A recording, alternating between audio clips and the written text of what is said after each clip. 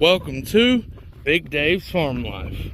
On today's episode, we are going to convert a kudzu field into a hay field, basically. It's a bunch of old growth kudzu, and I'm going to bush hog it really low, and I'm going to see if it will regrow, and I'm going to attempt to bale it. I know it's going to regrow. I don't know if I can bale it, but that's what we're going to try to do today. So come along with me, will you? Let's get started. Part of this that I've just took upon myself and I've decided to do is to cut back all this kudzu. Now there's a fence in there and I almost hit it, but thank goodness I didn't. But yeah, we're going to cut around the edges of all these fields. Someone else was cutting this hay, but I tell you guys, they were not taking good care of this landowner. Guys, maybe you can learn a little bit about how you go about finding free land to cut hay in this video, because I'm telling you, when you're cutting hay off someone's land, you need to take care of that land. You need to be a steward to the land. Act as its steward. You are nourishing the land. You should always leave the land in better shape than when you got here. Guys, this kudzu is 50 feet tall, probably 60 feet tall over there in places. And whoever was cutting this before, they just weren't taking good care of it. But you know what? I'm here now. So that stops right now. Things change right now, right this second. I'm going to take care of these people like I do all my landowners of hayland. Guys, if you treat the people well, help them with things that aren't just good for you, but are good for them as well, and make this kind of a symbiotic relationship, because that's what it's supposed to be. You know, I'm benefiting by taking hay off this land, so I should give him some kind of benefit as well, besides just cutting his land. I need to take care of the land, and that's exactly what we are here to do today, ladies and gentlemen. So come along with me as I get this land ready to make some hay. Today we will be using the lovely Mahindra 6500 four-wheel drive.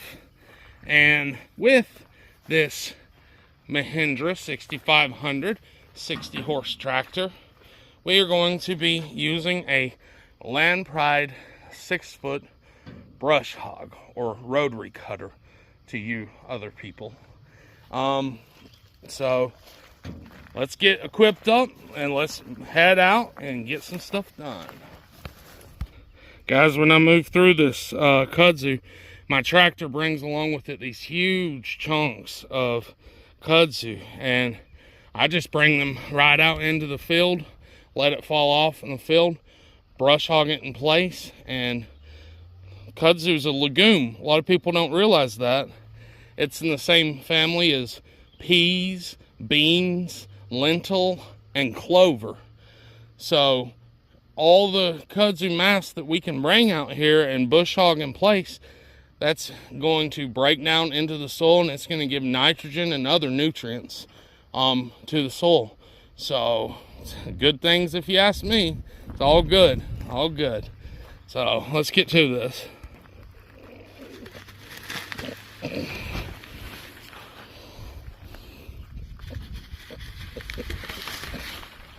There we go.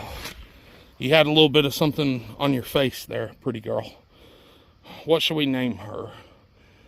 Something with an M, Maddie the Mahindra, or something like from Greek mythology would be cool. Y'all guys let me know, what kind of name should my Mahindra be? I think I want it to start with the letter M. Guys, I am getting as close as I can to this kudzu. Figured out how to get this kudzu down. I just kind of, and then I just back it up, back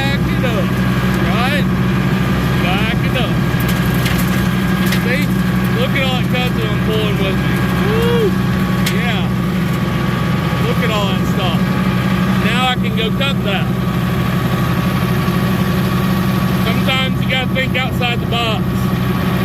Alright guys, I just thought I'd get y'all some shots of what this land looks like with a bunch of this kudzu gone. I'm telling you, it's a night and day difference. See how the ground looks over here? The kudzu came all the way to a little bit on the other side of this trailer over here. So this is probably, it's not much. It's maybe 1/8 acre in this spot or something. But there's another 1/4 acre back in there that I got as well. And then maybe another 1/4 acre over that way. But see how there's grass? It's grass here. And it's just a bunch of trash over here from where I've bush hogged all of the kudzu and dead stuff. So that's how you tell the difference. See that line that runs right through there? Anyways, guys, it looks great back here. I can't wait to start cutting hay off this. It's only been a week since this was cut. Look how much growth there is there. I think I might even come in this fall and overseed some clover maybe. Depending on how thick it is after that last cutting. If it's a real dense, thick sod after that last cutting, kind of no point in it. But if I'm seeing some ground and a good bit of it, I'm gonna put some clover there, you know. But guys, this looks great. I'm not gonna say his name, but I'm just very grateful to the property owner. They seem like really good people. And you know what, I mean, I'm grateful for this opportunity. I need to go on my way to treat them well, and I know that they'll do the same in return to me. Which, guys, you gotta be careful out there. I have had property owners use me and throw me away before, like when they're getting ready to sell a house, have me in and come and do a bunch of work, and you think, you know, this is fine. I'll do a bunch of work as long as they let me keep cutting it for a couple seasons. But then I only get one cutting off of it and they sell the house and don't even tell me. That burned me. But 95% of people out there won't do you that way. I've only really been extremely done that way one time, right? And there has been another time where people did sell the property, but they warned me about a year ahead of time and told me, hey, we might be selling this place. Well, then I can make plans, you know. I can plan for what's coming if I know what's coming. Guys, you can't just take from this land, right? Let me get a different angle because I've been talking too long from this angle. You can't just keep taking from land. Just keep taking hay off of it and never putting anything back. You eventually need to put something out, some kind of fertilize. So a lot of these people just farm land to death, and then when it gets poor, they just move on and leave it to be somebody else's problem. Now, I don't believe in that. I believe in a holistic approach. What is good for the soil is good for the plants, is good for the animals, is good for the people. So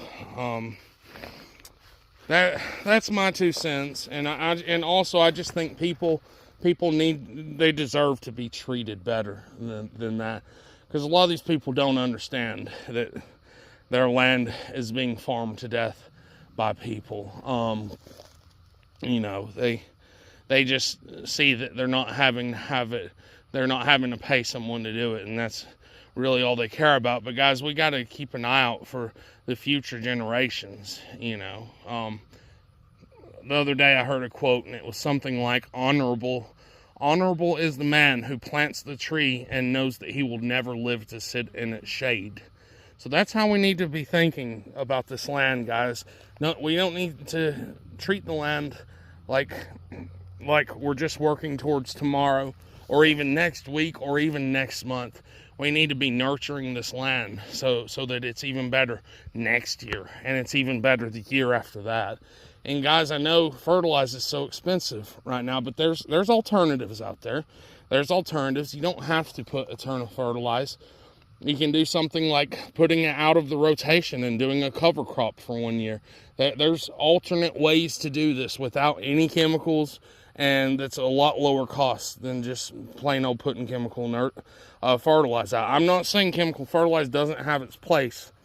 It does, because some people will not allow me to put chicken manure, and I can kind of understand why, and it doesn't even matter why. I respect their decision. You know, if that's what they decide for their land, I respect that. So some people don't allow chemicals, some people don't allow manure. So different strokes, different folks. But guys, this looks so much better. I'll keep y'all posted on this. I'll definitely make a video about the next cutting, and what kind of hay this makes and whether it's good or not. So guys, I love y'all so much. Thanks so much for watching this channel.